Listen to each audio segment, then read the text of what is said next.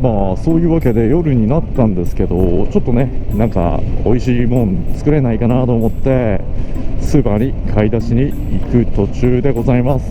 しかしね、ガソリンがない。怖いです。止まるかな。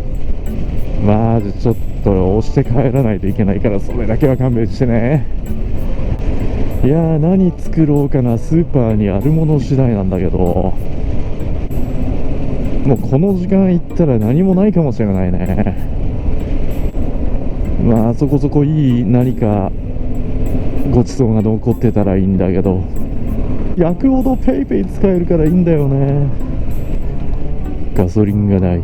しかし予備タンクがあるはずだ。だから安心して走るがいい。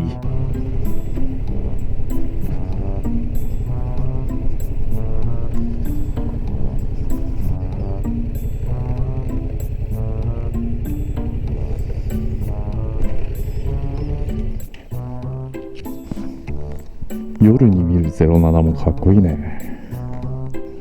かっこいいかっこいい。07じゃん。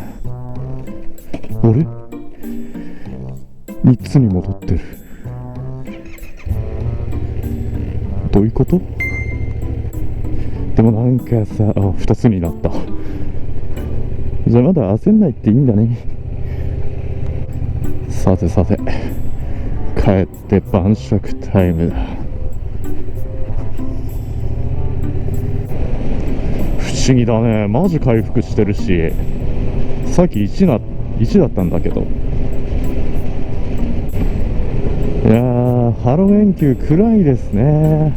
今度 LED に変えようかな。